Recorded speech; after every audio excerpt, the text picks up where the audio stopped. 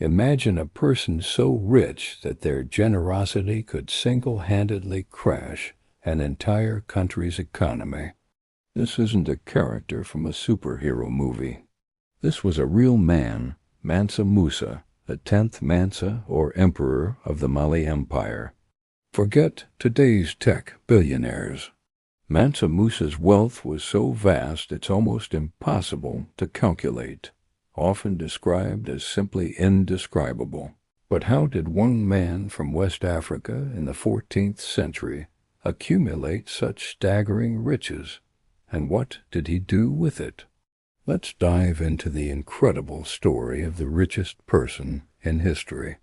The story begins in the early 1300s. The Mali Empire, located in West Africa, was sitting on a literal gold mine. At the time, more than half of the world's entire gold supply came from this region. And who was in charge of all this? Mansa Musa. He came to power around 1312, inheriting an empire that was already prosperous. But Musa wasn't just a man who got lucky. He was a brilliant leader and a savvy economist who expanded the empire's territory, absorbing key trading cities like Timbuktu and Gao. Under his rule, Mali controlled not just vast gold reserves, but also crucial salt mines in the Sahara. In that era, salt was as valuable as gold, used for preserving food and essential for life. This control over both gold and salt created a perfect storm of wealth, making Mansa Musa and the Mali Empire phenomenally rich. But it was his legendary pilgrimage to Mecca in 1324 that truly put him and the Mali Empire on the world map. This wasn't just a spiritual journey. It was the most extravagant road trip in human history. Imagine a caravan stretching as far as the eye could see. Historical accounts describe tens of thousands of people, soldiers, civilians, and slaves, all dressed in the finest Persian silks. There were hundreds of camels, each carrying up to 300 pounds of pure gold dust. When this magnificent procession arrived in Cairo, Egypt, Mansa Musa's generosity knew no bounds. He gave away gold to everyone he met, from the poorest people on the streets to the city's officials. He flooded the markets with so much gold that its value plummeted. It took Cairo's economy over a decade to recover from this single act of charity. News of this golden king spread like wildfire across the Middle East and Europe, and for the first time, Mali appeared on European maps with a drawing of a king holding a massive gold nugget. After his journey, Mansa Musa returned to Mali, not just with spiritual fulfillment, but with a new vision. He was deeply inspired by the architecture and scholarship he'd seen in cities like Cairo and Mecca. He was determined to transform his own empire into a global center for learning and culture.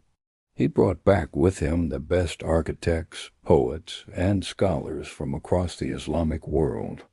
His first major project was the transformation of Timbuktu. Under his patronage, the city became a legendary hub of education. He commissioned the construction of the famous Jing'arbe Mosque, which still stands today, and founded the University of Sankar. Scholars and students from all over Africa and the Middle East flocked to Timbuktu to study everything from law and medicine to astronomy and philosophy. Libraries were built, housing hundreds of thousands of manuscripts, creating one of the greatest intellectual centers of the medieval world. Mansa Musa wasn't just hoarding his wealth, he was investing it in his people and their future, building a legacy of knowledge that would outlast his gold. So with all this wealth, power, and intellectual prosperity, what happened to the Mali Empire? Well, like all great empires, its golden age couldn't last forever. Mansa Musa ruled for about 25 years, and his reign is considered the absolute peak of Mali's power. After his death around 1337, the empire began a slow and steady decline.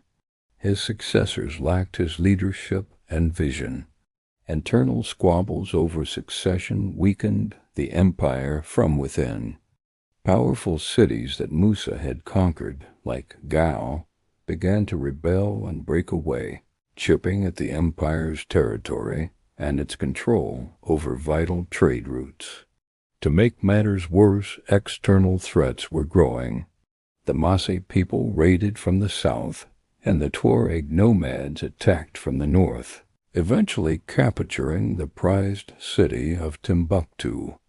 The arrival of the Portuguese on the West African coast in the 15th century also shifted trade dynamics, moving commerce away from the old trans-Saharan routes that had made Mali so rich. By the 16th century, the once mighty Mali Empire had fractured into smaller, independent states, a shadow of its former glorious self. Mansa Musa's story is a powerful reminder that history is full of incredible figures whose stories are often overlooked. He was more than just the rich guy from Africa. He was a devout leader, a brilliant administrator, a patron of the arts and sciences, and a man whose actions literally changed the economic landscape of the world he lived in. His wealth may have been temporary, but his legacy, embodied in the enduring architecture of Timbuktu and the rich intellectual heritage he fostered, continues to inspire and fascinate us centuries later. It is a testament to the idea that true wealth isn't just about what you have, but about what you build and the knowledge you share. Thank you so much for watching.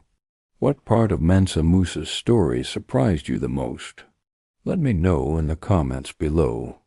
And if you enjoyed this journey back in time, don't forget to like this video and subscribe for more incredible stories from history. See you in the next one.